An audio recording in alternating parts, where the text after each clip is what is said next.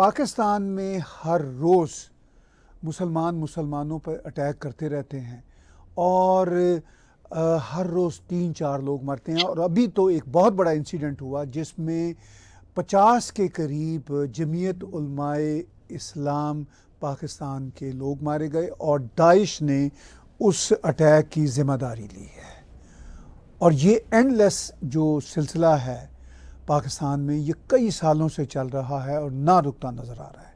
कभी कभी भारत में भी पॉलिटिकल लेवल पे कुछ ऐसे छोटे छोटे या कहीं बड़े बड़े राइट्स हमें देखने में आते हैं, जैसे मणिपुर का वाक़या चल रहा है और अभी हरियाणा में जो एक अफसोसनाक वाक़या हुआ उसकी तफसीलात सामने आ रही हैं, वो भी है। और लगता है कि सोशल मीडिया पे जिस तरह उसको उछाला जा रहा है उसके जो अल्टीरियर मोटिव्स हैं वो पॉलिटिक्स के साथ जुड़े हुए हैं। यूपी के चीफ मिनिस्टर ने एक इंटरव्यू देते हुए ANI को बड़ी अच्छी बात की। उन्होंने कहा जब से मैं वहाँ पे मैंने सरकार बनाई है 6.5 सालों से, उनकी दूसरी सरकार है, वहाँ पे अब राइट्स नहीं हो रहे क्योंकि ये सारा मामला गवर्नेंस का भी है। और फिर इंटरनेशनल लेवल पे अभी पिछले दिनों हमने फ्रांस में देखा कितने खौफनाक राइट्स हुए। और भी आप देख लीजिए, ग्रीस की बात कर लीजिए, अमेरिका में हर रोज़ कोई ना कोई इशू चल रहा होता है। तो दुनिया में अनरेस्ट सोशल मीडिया मैग्नीफाई कर रहा है, एम्पलीफाई कर रहा है। ये सारी बातें आज हम प्रोफेसर धीरज शर्मा जी के साथ डिस्कस करेंगे और साथ बातचीत को जोड़ेंगे। जैसे अभी एक फिल्म आई आर्ट और कल्चर के हवाले से, ओपनहाइमर, जिसमें पॉलिटिक्स भी है और इंटरनेशनल इश्यूज भी हैं। तो आज का सोशल मीडिया सारी चीज़ों को कैसे एक साथ जोड़ रहा है और कैसे मसाइल दुनिया में बन रहे हैं। मैं स्वागत करता हूं हरियाणा रोहतक से IIM के डायरेक्टर जनाब प्रोफेसर धीरज शर्मा जी का। सर बहुत बहुत शुक्रिया, धन्यवाद। आप ही की स्टेट में ये अब एक खौफनाक और अफसोसनाक वाक़या हुआ और जो हम सर कनाडा में बैठ के पढ़ रहे हैं, हमें तो वो अल्टीरियर मोटिव्स उसमें पॉलिटिक्स के साथ जुड़े हुए दिख रहे हैं। सर सिचुएशन क्या ग्राउंड पे? देखिए जी, ग्राउंड में सिचुएशन कल तो वो पर्टिकुलर एक डिस्ट्रिक्ट है। एक्चुअली ये आपके व्यूअर्स को जानना चाहिए कि हरियाणा में 23 डिस्ट्रिक्ट हैं, उनमें से एक डिस्ट्रिक्ट है नूह, मेवात एरिया माना जाता है।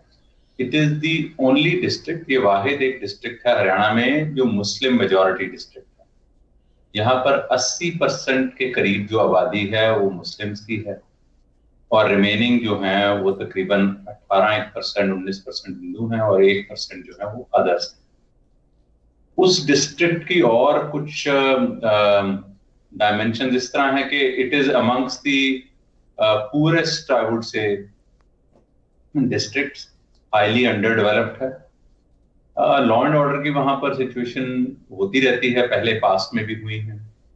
और दूसरा, वहां एक और बड़ा इंटरेस्टिंग फैक्ट है कि इंडिया में जो लिटरेसी रेट अभी जो वो टच कर रहा है तकरीबन 80%, और इस डिस्ट्रिक्ट में जो लिटरेसी रेट है वो तकरीबन 52-53% है। और यहाँ पर तकरीबन जो है बहुत सारे यहाँ पे रिलीजियस इंस्टीट्यूशंस भी हैं, तो उसका एक डेमोग्राफिक प्रोफाइल अलग है। उस डेमोग्राफिक प्रोफाइल में जहां तक मीडिया की खबरें हैं उनमें ये कहा जा रहा है कि वहां से एक प्रोसेशन निकल रहा था। ये सावन का महीना है।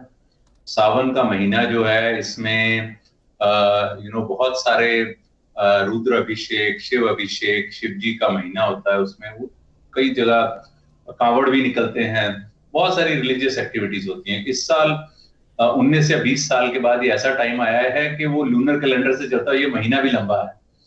तकरीबन ये इस बार वो कोई मेरे ख्याल से 50 से 60 दिन का ये टाइम पीरियड है। तो जो खबर ये है कि कुछ हिंदू रिलीजियस ऑर्गेनाइजेशंस ने वहां से प्रोसेशन निकल रहा था। वो प्रोसेशन एक रिलीजियस प्रोसेशन था और ये जो डिस्ट्रिक्ट है इसके डेमोग्राफिक्स थोड़े अलग हैं। तो वहां बिकॉज ऑफ सर्टेन रीजंस, कुछ लोगों की इन्वॉल्वमेंट, कोई वहां पर कोई उनका एक जो रिलीजियस लीडर था उसके बारे में भी कुछ बात की जा रही है। तो वो सब वहां से निकल रहे थे जब तो किसी ने उसके ऊपर पथराव कर दिया। जब वो पथराव हुआ तो इन रिस्पॉन्स टू द पथराव वहां पर राइटिंग शुरू होने के बाद वहां पर बहुत सारे एरियाज जो हैं वो उनमें कॉन्फ्लिक्ट्स हो गए, और अराउंड दिस एंटायर प्रोसेस कोई जो खबर है 40 एक लोग जो हैं वो उनकी मौत हो गई है, और मेरे ख्याल से कोई आई थिंक अबाउट 150 या 200 पीपल जो लास्ट खबर थी वो उनको चोटें लगी हैं। और वो अब ये जो होने वाला था कि एडजॉइनिंग डिस्ट्रिक्ट्स में ये कॉन्फ्लिक्ट स्प्रिंकल ओवर ना हो, ट्रिकल ओवर ना हो, तो उसको बचाने के लिए और वहां पे जो लोग फंसे हुए हैं राइट्स में उनको रेस्क्यू करने के लिए एक स्टेटमेंट दी गई थी, होम मिनिस्टर ऑफ हरियाणा ने दी है। उन्होंने कहा कि वहां से लोगों को रेस्क्यू करने के लिए वो कुछ एडिशनल फोर्सेस भेज रहे हैं। और अभी जो सिचुएशन है वो दूसरे डिस्ट्रिक्ट में तो इसका कोई अभी ऐसा ट्रिकलिंग ओवर का कोई दिखा नहीं अभी incident, and things are seem to have been under control. And तो जो रिस्ट्रिक्टेड अभी जो उस डिस्ट्रिक्ट में है उसमें अभी भी थोड़ा सा हल्का फुल्का वॉलेटिलिटी का एटमॉस्फेयर तो रहेगा ही, but more than likely it should be under control with the additional forces and local administration taking appropriate steps, जैसे कि उन्होंने उस एरिया में इंटरनेट वगैरह को, उस एरिया में कोई पेट्रोल वगैरह की सेल्स वगैरह जो है उसके ऊपर रिस्ट्रिक्शन लगाया क्योंकि वो कई बार उसको यूज किया जा सकता है। तो ये जो सिचुएशन है ये सिचुएशन बड़ी ही एकदम स्पॉन्टेनियस एब्रप्ट सी सिचुएशन सी बन गई। एक तरफ ये रिलीजियस मंथ है, दूसरी तरफ ये पॉपुलेशन वहां पर डेमोग्राफिक्स थोड़े डिफरेंट हैं। अब ये अभी तक कुछ पता नहीं है कि एक्चुअली जब इन्वेस्टिगेशन होगी तो और ज्यादा चीजें सामने आएंगी, पर as we speak it is advised कि वहां जो लोग हैं वो थोड़ा कॉशन एहतियात बरतें, और जिनकी फैमिलीज में ये लॉसेस ऑफ लाइफ हुए हैं उनके साथ हम सब लोग भी really condemn any sort of violence. All the citizens of the region, particularly in the adjoining regions, are all condemning the violent behavior of the people and are mourning the loss. जो लोगों की loss of life हुआ है, वो किसी की अभी loss of life हो उस पर दुखी मनाया जा सकता है, but the government is acting quite swiftly और उसको कंट्रोल करने का पूरा प्रयास किया जा रहा है। जी, हम जो सोशल मीडिया पे सर देख रहे हैं और जो मुझे फीलिंग मिलती है जैसे चीज़ें पॉलिटिकली मोटिवेटेड हैं और पॉलिटिकल फोर्सेस एट प्ले हैं, और ये पूरी दुनिया में होता है, लेकिन अनफॉर्चुनेटली सोशल मीडिया की वजह से उसकी जो एम्प्लीफिकेशन है, जो एम्प्लीफाई हो रही हैं चीज़ें, वो बहुत अजीबोगरीब ढंग में हो रही हैं।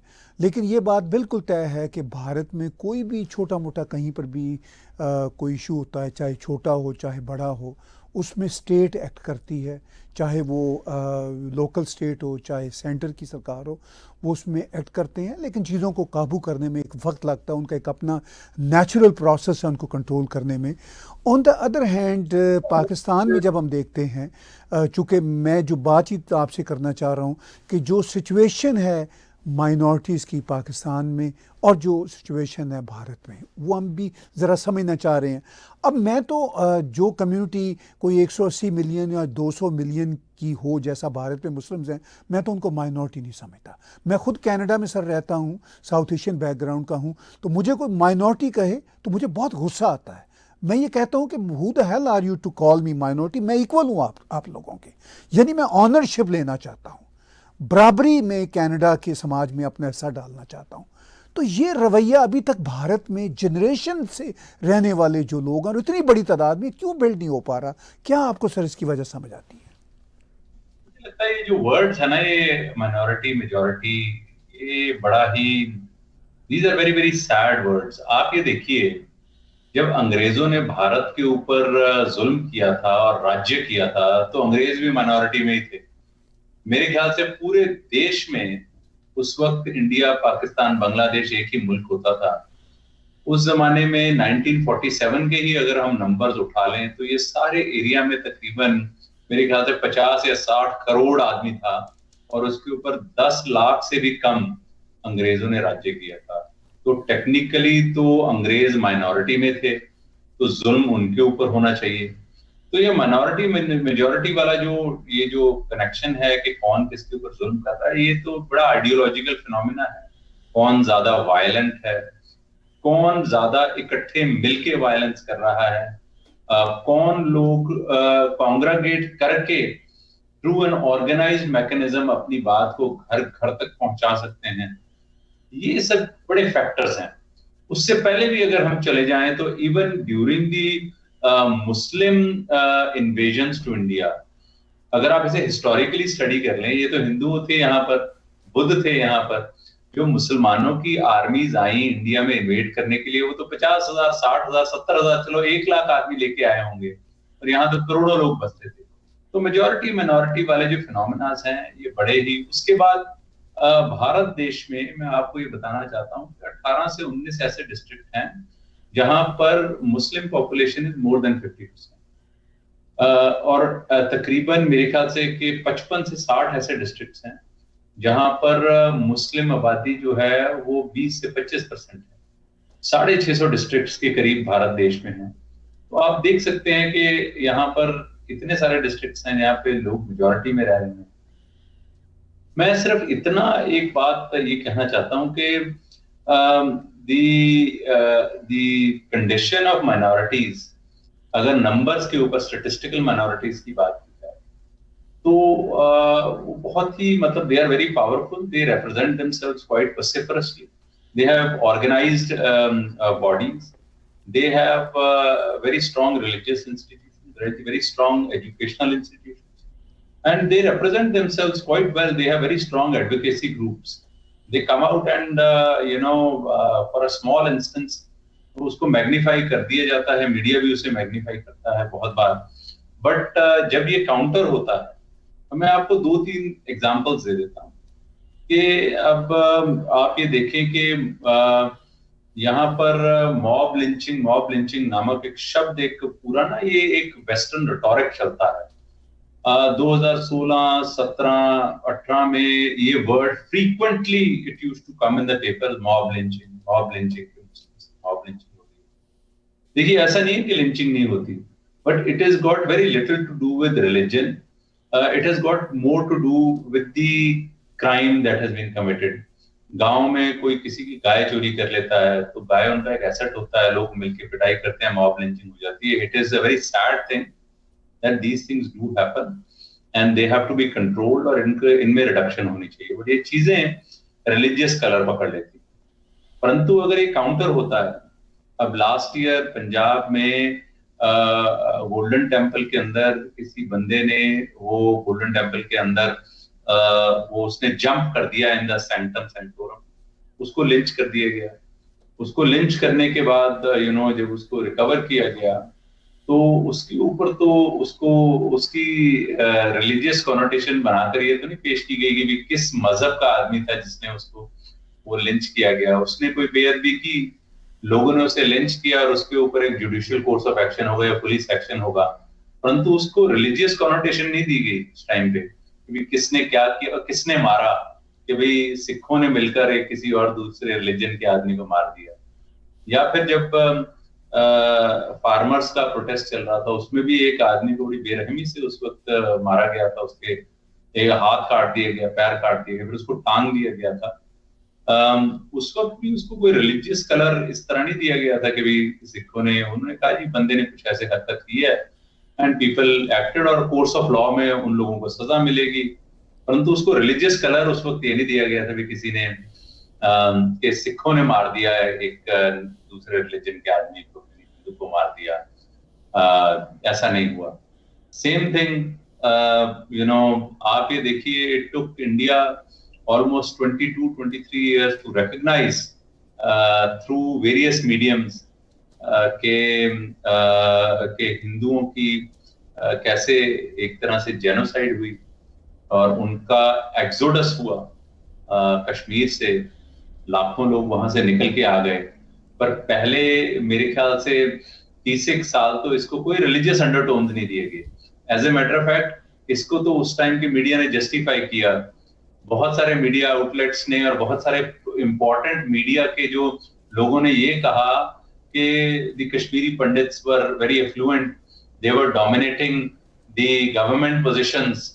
बड़े सीनियर जर्नलिस्ट ने स्टेटमेंट्स दी हैं कि they were dominating the government positions and people were angry with them and they took out their anger. अब आप सोचिए कि सरकारी नौकरियां ज्यादा हैं और वहां के लोग थोड़े एफ्लुएंट है तो उनको वहां से निकाल दिया गया, तो उसकी जस्टिफिकेशन दी गई। तब उसे रिलीजियस कलर कभी नहीं दिया गया।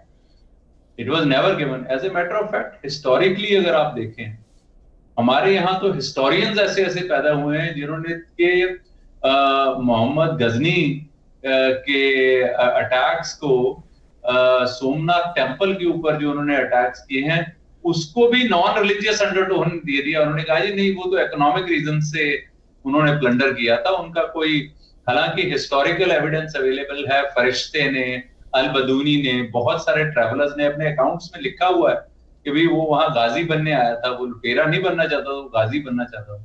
तो हमारे यहाँ तो ये प्रोसेस उस टाइम पे ये प्रथा रही कि हमने बड़े बड़े वाकयात को टिल द मॉडर्न डे, मैंने आपको लास्ट ईयर के वाकयात सुना दिए, उनको रिलीजियस कलरिंग कभी नहीं दी गई। अब ये now in the recent times everything is viewed through a religious lens, particularly जब कुछ उल्टा हो जाए।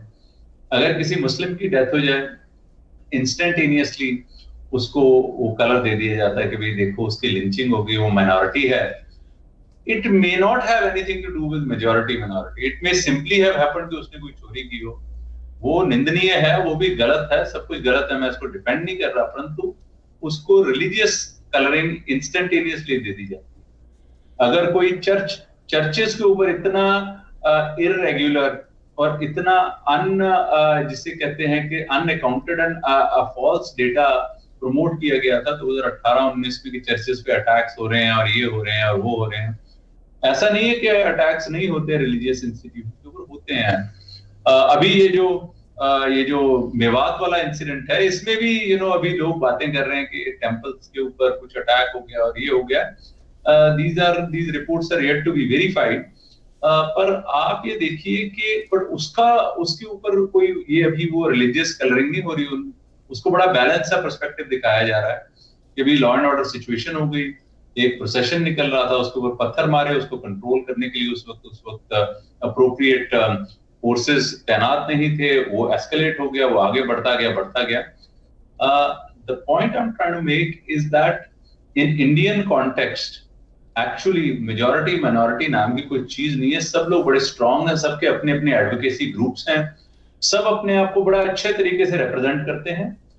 People who suffer are poor people, और वो पुअर पीपल ऐसा नहीं है कि वो मुस्लिम पुअर सफर कर रहे हैं, वो हिंदू पुअर भी सफर करते हैं, वो क्रिश्चियन पुअर भी सफर करते हैं, वो सिख पुअर भी सफर करते हैं।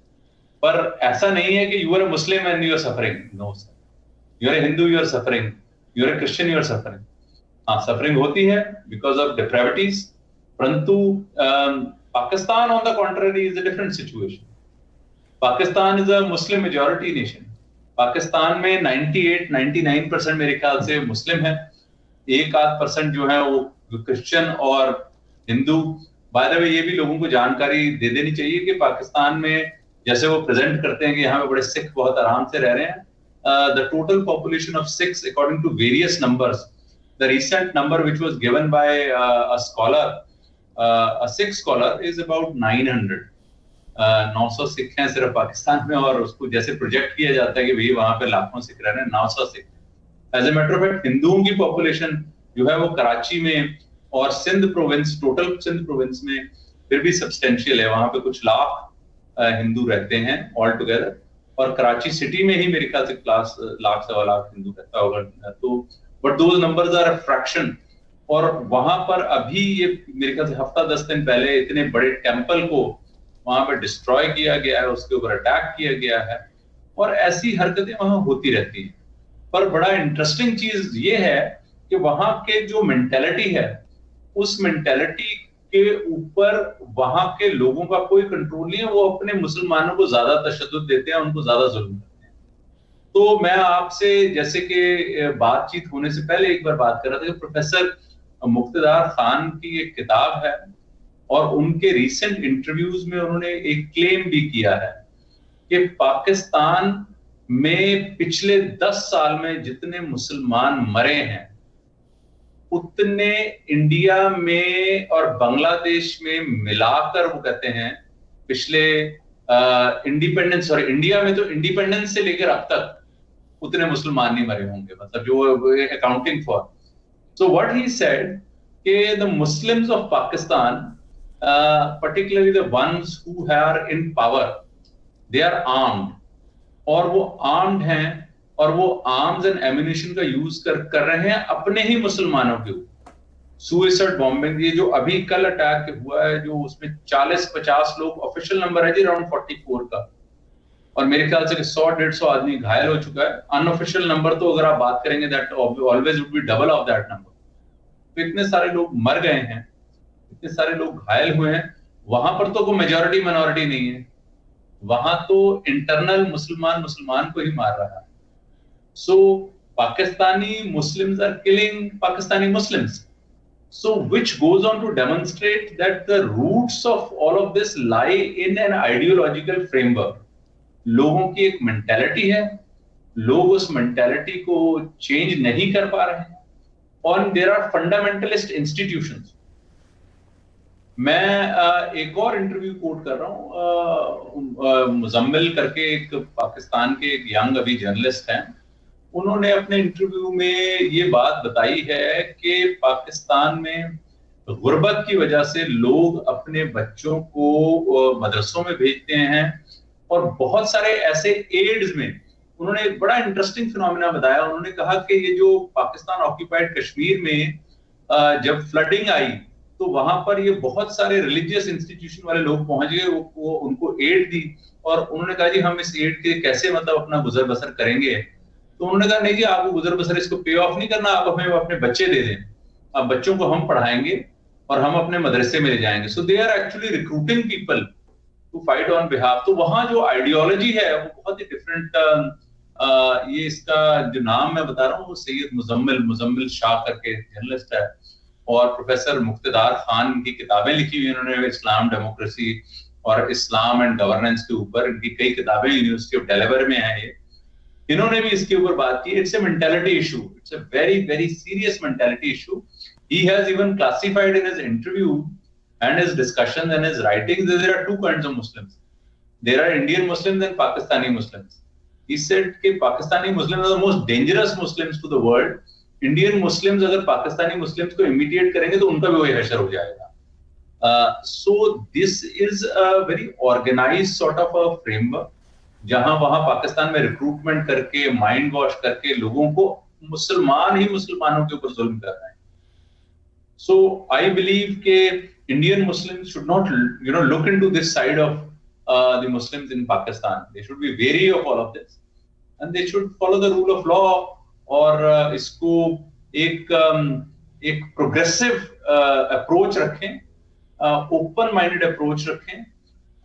मैं उनको एनकरेज करूंगा कि उन्होंने मुख्तार खान साहब का वो इंटरव्यू कोट कर रहा हूँ, उन्होंने तो प्रॉफिट्स की बात की, मतलब ऐसी बात उन्होंने की, उन्होंने तो कहा था कृष्णा जो है वो भी एक प्रॉफिट है, मतलब ऐसी बात कहना इट्स वेरी वेरी मेरे ख्याल से उनको तो खतरा पैदा हो जाएगा मतलब कई जगहों से।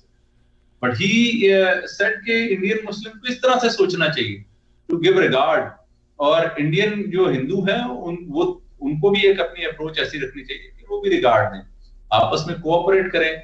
और भारतीय culture, we were all same part of the same social identity and it should be retained and nurtured. So again, I fully endorse your view कि ये जो minority और majority को leverage करना, everything cannot be leveraged। कि आप अगर किससे बदतमीजी कर रहे हैं, you cannot hide that बदतमीजी।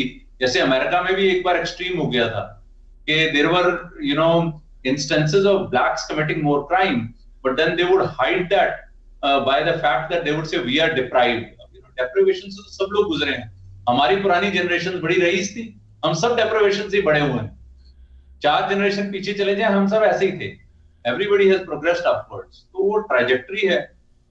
One can not use this as a victimhood mentality, continue to use victimhood as an approach to, they should have a progressive approach, everybody should.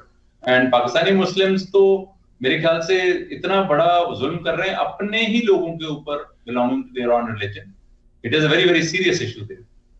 जी, बहुत बड़ा फ़र्क जो मैं भी प्रोफेसर साहब देखता हूँ जब मैं भारत जाता हूँ, और वहाँ पर एक हारमोनी की फ़ज़ा है जो नेचुरल है, और उसमें मैं बिल्कुल दोबारा दोहराऊँगा, वो हारमोनी ऐसा नहीं है कि माइनॉरिटी मेजॉरिटी का मसला है, वो इंसानों के साथ है, different ideology, different religious background रखने के साथ। मगर कहीं कहीं ये जो इश्यूज़ होते हैं वो पूरी दुनिया में, हमारे अमेरिका, कनाडा, यूरोप, चीन, हर जगह पे होते हैं।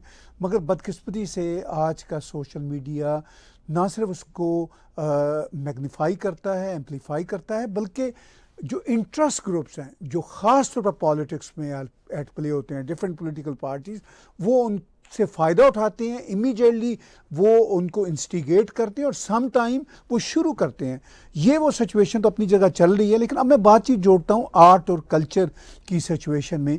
अब ये जो इस तरह के वॉलेटाइल इश्यूज़ हैं, इनको सोशल मीडिया की वजह से आर्ट और कल्चर में भी एक तरह से घुसा दिया जाता है। अब कोई बाउंड्रीज़ नहीं रही कि ये पॉलिटिकल बाउंड्रीज़ हैं, ये आर्ट एंड कल्चर की बाउंड्रीज़ हैं। अभी एक फिल्म ओपनहाइमर की बात है, तो आप उस हवाले से आर्टिकल्स आ रहे हैं दुनिया में, तो कैसे देखेंगे कि आर्ट और कल्चर को ये जो इंटरेस्ट ग्रुप्स हैं, ये कैसे उसको यूज़ करते हुए अपने एजेंडे को आगे लेकर जा रहे हैं? देखिए जी कि आर्ट एंड कल्चर का जो ओरिजिन था ना, वो that was through human expression and human passion.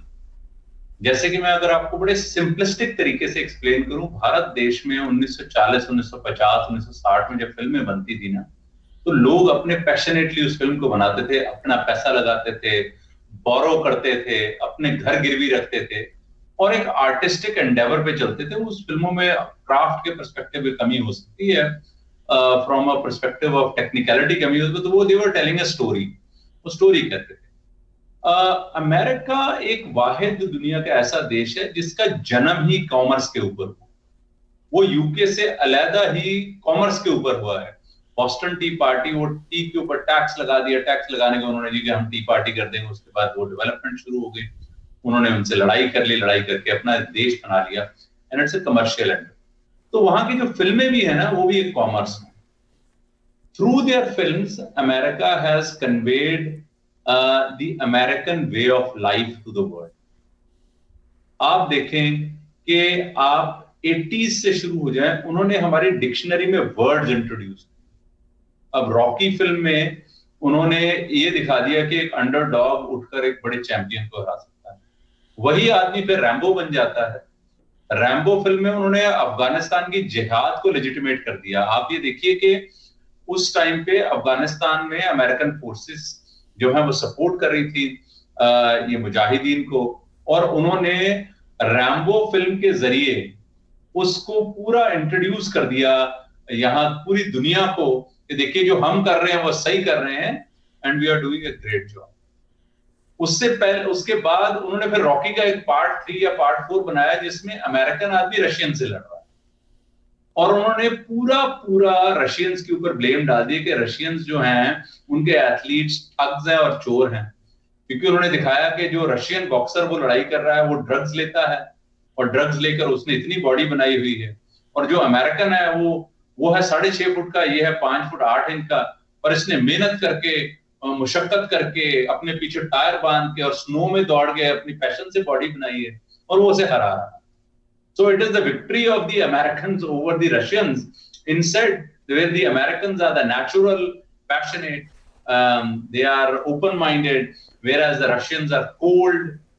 They make and everybody is built on a particular agenda which is largely driven by the government.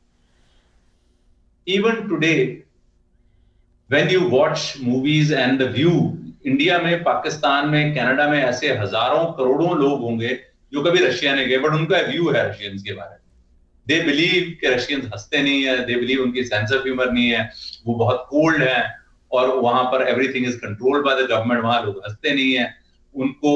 whereas Americans, they are very independent and they are very, they are very comic and they are very humorous and they are very passionate about. तो एक narrative, एक caricature of a typical American and a typical Russian उन्होंने build कर दी। ये मैं example दे रहा हूँ।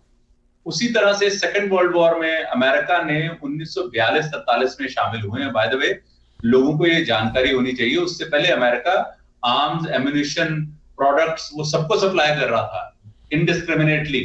ऐसा नहीं था वो कि सिर्फ ब्रिटेन और रशिया को सप्लाई कर रहा था और सबको कर रहा था, उनका ट्रेड चल रहा था। उसके बाद उन्होंने सेकेंड वर्ल्ड वॉर ज्वाइन की। सेकेंड वर्ल्ड वॉर में सारा जो majority of the effort was on the eastern front, Russia versus Germany predominantly. Battle of Stalingrad, battle of Kursk, से बहुत बड़ी बड़ी बैटल्स रही हैं जहां लाखों लोगों ने अपनी जिंदगी गंवाई है। रशिया में कोई ऐसा शायद ही उस वक्त परिवार बचा होगा जिसमें से किसी की डेथ ना हुई हो नियर एंड डियर की।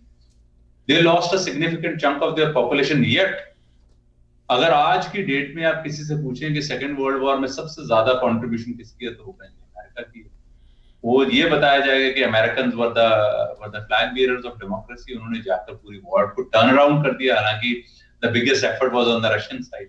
तो ये एक नैरेटिव बना दिया है, and through their movies they are able to justify everything that they have done in the world.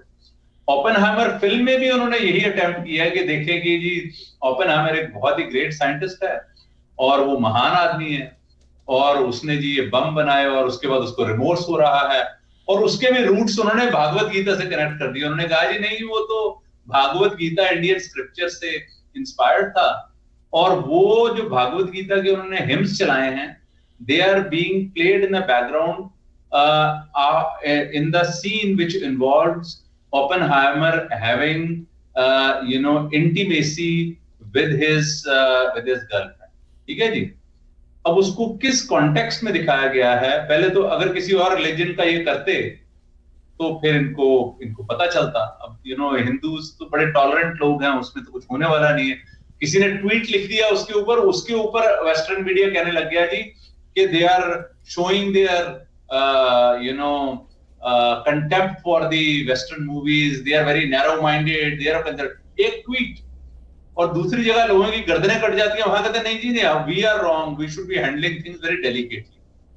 अब आप सोचिए कि वहां पर आपने हिंदुओं के सीक्रेट टेक्स्ट को एक पर्टिकुलर कॉन्टेक्स्ट में यूज किया है, उसके ऊपर आदमी ट्वीट भी नहीं लिख सकता। अगर वो ट्वीट लिखता है वो conservative, narrow minded, fundamentalist, Hindutva, ये वो 50 आर्टिकल आ गए हैं उसके ऊपर, और दूसरी तरफ आप नाम लेके दिखा दें तो गर्दनें कट जाएंगी, और गर्दनें कटने के बाद ये कहा जाएगा कि भाई ऐसा है कि वी वर नॉट सेंसिटिव, हमारी गलती है, इसलिए गर्दनें जो कटी हैं वो ठीक कटी हैं। सो ये व्यू जो ओपेनहाइमर में भी है, और Oppenheimer is another demonstrable evidence of how American movies are used as an instruments for shaping the mindset of the people, how people think। India में भी Bollywood movies used to shape the mindset of the people। However, in the 80s, 90s and 2000s, it just disappeared and took a different turn because the movies have become far too commercial। They are not interested in selling the art, they are interested in making money। मैं आपको इसके numbers दे देता हूँ कि single screen India में कोई 17-18 हजार single screen होते थे, आज भारत देश में सिर्फ 6000 के करीब सिंगल स्क्रीन्स हैं, और मल्टीप्लेक्सेस जो हैं वो भारत देश में कोई 10-12 हजार मल्टीप्लेक्सेस बन गए हैं जिसमें के मल्टी स्क्रीन्स हैं। So films are making lot of movie from a very small audience. Earlier they had very wide audience and they were making little money. So उन्होंने आइडेंटिफाई कर लिया इसको, और आपको एक सिंपल एग्जांपल देता हूं कि हाउ द कल्चरल फैक्टर्स कैसे चेंज होते हैं और इसका इंपैक्ट क्या होता है। Today Indian youth has low self esteem and is disconnected with their culture to a certain extent only owing to a significant part। It's a multivariate equation। One of the factors is movies। आप अब traditional फिल्में अगर आप देख लें, दिलीप कुमार मंदिर में जाकर अपनी जो डिलेमा फिल्म में सॉल्व करने के लिए मंदिर जा रहे थे, भगवान के आगे, भगवान अब मैं तेरे दर पे आ गया हूं, अब मेरी मसले मेरे सॉल्व कर दे। Amitabh Bachchan would go and ring the bell, he would say अब तो तुम खुश हो गए एंड मेरी प्रॉब्लम ये है। धर्मेंद्र को प्रॉब्लम हो रही है। ये 90s 2000 में temple disappeared. My book, which is on फिल्में और संस्कृति, it is a book that I had written a number of articles, on phobia in the Bollywood movies. आप ये देखें, इसमें एविडेंस है. अगर आपको याद होगा आपके व्यूअर्स को, ये क्लासिकल सीन हुआ करता था बॉलीवुड की फिल्मों में, जहां पर कोर्ट रूम में वो हाथ रखता था और कहता था कि मैं गीता पे हाथ रख के सौगंध खाता हूं, मैं सब कुछ सच बोलूंगा. पिछले 20 सालों में वो सीन ही डिसअपीयर हो गया है. आप चाहे कोई कोर्ट रूम फिल्म देख लीजिए, उसमें ये कभी नहीं आता कि मैं गीता पे हाथ रख के सौगंध खाता हूं और मैं सच बोलूंगा. Scene has disappeared. So this is probably, it is my feeling that this is you can read my book on it, फिल्में और संस्कृति. मैंने हिंदी में लिखी है, उसका इंग्लिश वर्जन भी आ जाएगा. मेरी पुरानी रिसर्च है, 2015-16 से इसको स्टार्ट किया था और बहुत सारे आर्टिकल्स इसके ऊपर कि this has been a concerted effort to make money with commercial interests, with the presence of even external funding from nefarious elements, funding from mafia. बहुत सारे फैक्टर्स हैं जिसने ये रिजल्ट किया है कि जो कल्चरल फैक्टर्स ऑफ भारत देश के which were represented in the movies, उनको डाउनग्रेड किया. Whereas Americans very successfully, मैं आपको एक बड़ा नंबर देता हूँ, more than 80% of the American large film movies, जो बड़ी फिल्में, छोटी फिल्मों कोई देख ही नहीं रहा, तो उसकी हम जान ही रहे. More than 80% of the large American movies will have an American flag in the background. It's called subliminal stimulus. वो नेशनलिज्म को subliminally आपके अंदर इनपुट दे रहे हैं. भारत में वो नंबर जो है भारतीय फिल्मों में वो 10 से 12% फिल्मों में, बड़ी फिल्मों में होता ही नहीं है. In the movies continuously no institution has remained unchallenged. Bharat देश, अगर आप देखें बॉलीवुड फिल्मों में, जजेस हों, पॉलिटिशियंस हों, पुलिस हों, ब्यूरोक्रेट्स हों, प्रोफेसर्स हों, इंजीनियर्स हों, सारे खराब हैं. ये नैरेटिव पेडलिंग जो हुई है, this is only happened in the last 20 years. 20 साल 25 साल के दौरान हुए.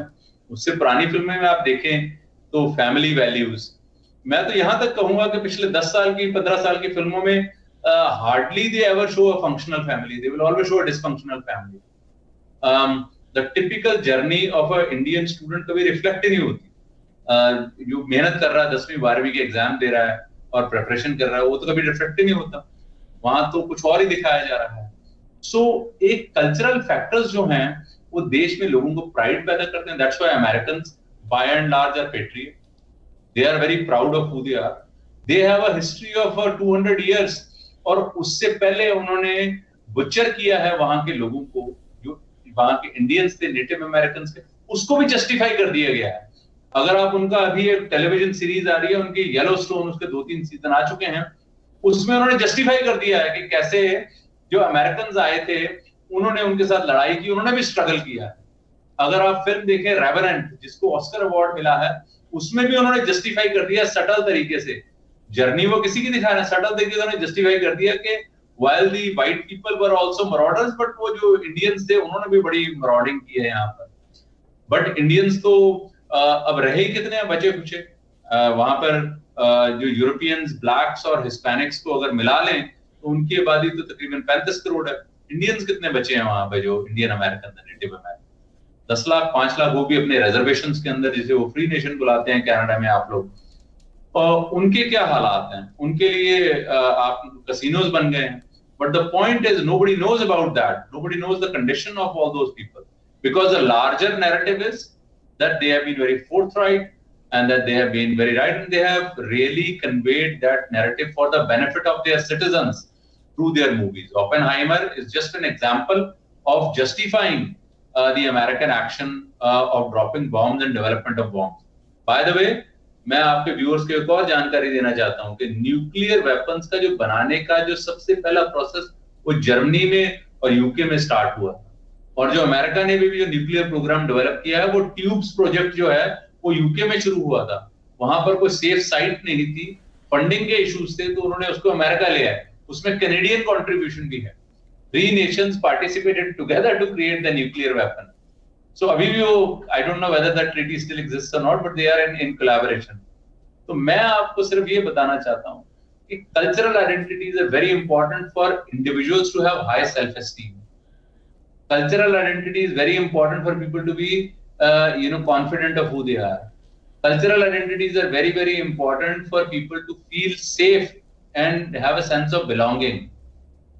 जिसको nurture किया जाता है through movies, through literature, through poetry, through drama, through art, वो हम लोग उसमें रिग्रेशन में चले गए. We have regress. मैं आपके व्यूअर्स को भी बोलता हूँ, एक छोटी सी एक्सरसाइज कर लें. एक प्रोफेसर आपको एक्सरसाइज दे रहा है, आप करें. आप 10 पोएट्स, 10 राइटर्स, 10 ड्रामा राइटर्स के नाम आप लिखने की कोशिश करें जो पिछले 20 साल में हुए हैं. You will find it very difficult to remember 10 of those people. Americans are doing a fantastic job for their nation, for their culture, which is a great thing for them. We don't have anything at the present time. And we did have a very significant presence of Bollywood in Northern Africa, in Middle East, in Central Asia, in Eastern Europe, and that presence has gradually declined. That presence is now merely contained to Indian, Pakistani, Bangladeshi diaspora in those nations. People of those nations are not watching Hindi movies, Bollywood movies as much as they used to. Their interest has declined in terms of the absolute numbers. So American interest बढ़ गया है. American movies do great in India, do great in entire Southeast Asia, which means they have created a yearning for their culture. We have not created a yearning for our culture. बड़ी important बातें आपने की, और चाहे वो politics की बात हो, चाहे सोशल मीडिया की बात हो, चाहे आर्ट और कल्चर की बात हो, हम परसेप्शन में भी हमारा जो दुनिया पे परसेप्शन है वो भी कम है. जो हमारा नैरेटिव है वो भी बहुत कम नज़र आता है, और जो हमारा कंट्रीब्यूशन है वो भी बहुत मिनिमाइज सा कर दिया गया है, यानी दिखाने की हद तक. यही बातें धीरज जी हम अपने शोज़ में आपके साथ हर हफ्ते करते हैं. कंक्लूड करते हुए आज की बात, जो आप अवेयरनेस क्रिएट करना चाह रहे हैं व्यूअर्स में, कि ये परसेप्शन क्यों कम है और कैसे हम इसको उठा सकते हैं, और कैसे हमारे जो आर्ट के लोग हैं और जो फिल्म के लोग हैं वो इंटरनेशनल लेवल पे ख़ुद को लाएं. और उसके साथ साथ ये जो इश्यूज़ हैं, माइनॉरिटी मेजॉरिटी का जो परसेप्शन बना दिया, वेस्ट ने जो पैराडाइम सेट कर दिए कि भाई आप 180 मिलियन भी हैं तो बस माइनॉरिटी हैं, विक्टिमहुड का कार्ड खेलें. तो ये जो सारे मामलात हैं, इस पे हम क्या सोल्यूशन ऑफर कर सकते हैं? हम ये सोल्यूशन ऑफर कर सकते हैं जी कि हमें एब्सोल्यूट बेयर फैक्ट्स देने चाहिए. इंडिया से total migration out of India of minorities कितना हुआ है? The number is very, very small. जो न्यूमेरिकल मिनॉरिटीज हैं, चाहे वो मुस्लिम हो, चाहे वो क्रिश्चियन हो, चाहे सिख हो, वो इंडिया में ग्रो कर रहे हैं. उनका migration out of the nation नहीं हुआ. देखिए, जब लोगों के ऊपर तशद्दुद होती है तो वो उनके ऊपर जुल्म होता है, तो वो बर्मा के रोहिंग्यंस की तरह अपना देश छोड़ के दूसरी तरफ भाग जाते हैं. या फिर वो चाइना के जो बुद्ध थे, वो चाइना का तिब्बत छोड़ के और चाइना छोड़ के इंडिया में आ जाते हैं. या फिर वो अफगानिस्तान के जो पश्तून हैं, अफगानिस्तान के बाकी जो कबायली लोग हैं, उनकी तरह वो पाकिस्तान के बॉर्डर पे आके बैठ जाते हैं. या फिर वो फिलिस्तीन के लोग जो हैं वो लेबनान के बॉर्डर प्रोविंसेस जो हैं, वहां के साइदा वगैरह, वहां पर जाकर वो बैठ जाते हैं. इंडिया में तो ऐसा नहीं हो रहा. इंडिया की माइनॉरिटीज तो कोई ऐसा नहीं हो रहा कि वो देश छोड़ के जा रही हो, या अगर आज ओपन बॉर्डर्स भी करते हैं तो nobody would be happy to leave India. सब यहाँ रहना चाहें. ठीक है जी. So let us stick with the absolute numbers. मैं आपको एब्सोल्यूट नंबर्स कुछ देता हूँ. आज ही बीबीसी के ऊपर एक मेजर आर्टिकल आया है जिसमें उन्होंने बहुत अच्छा है डॉक्यूमेंट किया है कि 20,000 से ज्यादा पाकिस्तानी जो हैं उन्होंने ट्रैक किए हैं, जो कि पाकिस्तान इलीगली छोड़ के जाते हैं 6,000, 7,000, 8,000 पाउंड देकर. ठीक है जी. वो अपनी जमीनें बेच के, घर गिरवी रख के, पैसा लेकर वो पाकिस्तान से दुबई जाते हैं, दुबई से लिबिया जाते हैं, लिबिया से इजिप्ट जाते हैं. कुछ लोग तो वहां से वो ईरान के बॉर्डर क्रॉस करते हुए फिर वहां से वो टर्की जाकर, बुल्गारिया जाकर, सर्बिया जाकर, क्रोएशिया जाकर वहां से जर्मनी घुसते हैं, और 8-8, 10-10 साल कई बार रहने के बाद वो डिपोर्ट होते हैं. तो जो नंबर्स दिए गए हैं उस आर्टिकल में, वो पाकिस्तान के अपने लोग नंबर दे रहे हैं कि 13-14 हजार लोगों को तो उन्होंने प्रिवेंट किया है इस साल, और 13-14 हजार लोग निकल गए हैं, 10,000 उनमें से लोग जो हैं वो ट्रैक भी नहीं हो पाए। इसका जेनेसिस क्या है? इसका जेनेसिस ये है कि 40% इन्फ्लेशन रेट है according to the article of BBC, है हमारा आर्टिकल नहीं है। 40% इन्फ्लेशन है, पेट्रोल की कीमत बढ़ चुकी है, बिजली बड़ी मुश्किल से मिल रही है, खाने पीने चीजों की डिफिकल्टी हो रही है, एम्प्लॉयमेंट इज वर्चुअली नेग्लिजिबल। लोग कह रहे हैं उनके पास खाने के लिए कुछ नहीं है, इसलिए वो अपना घर बार जो कुछ है उसको गिरवी रख के मुल्क छोड़ रहे हैं। ये एब्सोल्यूट नंबर्स हैं। तो ताहिर साहब, whenever we are talking about majorities and minorities, we should stick with the absolute numbers. Pakistan तो मुसलमानों का अपना देश है ना, फिर मुसलमान क्यों छोड़ के जा रहे हैं? ठीक है ना जी। इंडिया में न्यूमेरिकली मुसलमान जो है वो 14-15%, 16% जो भी हैं, वो छोड़ के नहीं जा रहे। They may be fighting for their rights, more rights. They may be wanting more claims. They may be wanting more relaxations. और वो यहाँ बैठकर अपनी जद्दोजहद कर रहे हैं। यहाँ तो हिंदू भी जद्दोजहद कर रहे हैं ना, मुस्लिम अकेले नहीं कर रहे, सिख भी कर रहे हैं और क्रिश्चियन भी कर रहे हैं। They have their own. So ये एब्सोल्यूट नंबर्स के ऊपर अगर हम स्टिक रहेंगे और हम फैक्ट्स के ऊपर जाएंगे, ओपिनियंस के ऊपर नहीं जाएंगे, we will be able to prevail. और ये जो है मुद्दा ऑफ मिनॉरिटी मेजॉरिटी, देखिए जी, जब आपका नंबर लाखों में आ जाता है ना, तो it is incumbent upon your people, आपके जो लीडर्स हैं वो आपको कितना दिलवा पाते हैं, कितना आपके लिए कर सकते हैं। So if there are any problems of Muslims in India, the biggest blame will go to the Muslim leadership, जो उन लोगों को रिप्रेजेंट कर रहे हैं। वो क्या कर रहे हैं? What are they doing? As a matter of fact, अगर कोई बंदा जो शिकायत कर रहा है ना कि भाई मेरे साथ कोई ज्यादती हुई है, उसका आप लॉयर देख लें, उसको जो ट्रीट करने वाला डॉक्टर देख लें, वो तो हिंदू है ना, वो तो ट्रीटमेंट दे रहे हैं ना, they are also taking care. अगर आज जो वहां पर कोई राइट्स हो रहे हैं, तो वहां पर जो पुलिस जाकर जो रेस्क्यू कर रही है, जो वो कर रहे हैं, वो तो रिलीजन नहीं देख रहे हैं ना, वो तो कर रहे हैं, अपना काम कर रहे हैं, ड्यूटी कर रहे हैं, नौकरी कर रहे हैं। सो माई सबमिशन टू यू इज कि the only way we can confront this in the most effective manner is to stick to the facts, and the facts are on our side. Facts are not on their side, and we will, I think, through your channel, continue to convey statistics and facts, and the viewers can form their own perspectives.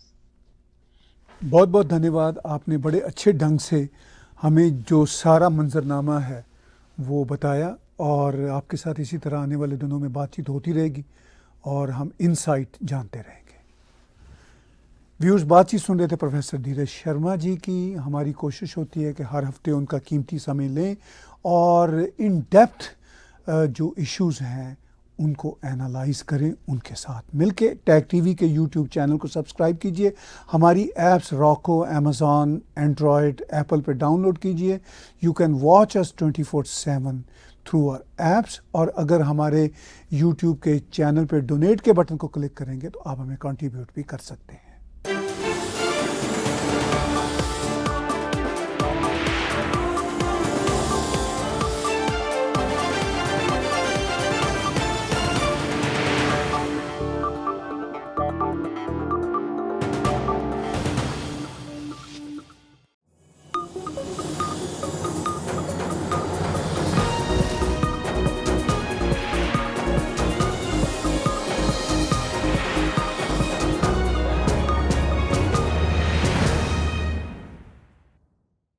Subscribe Tag TV YouTube channel and press the notification button.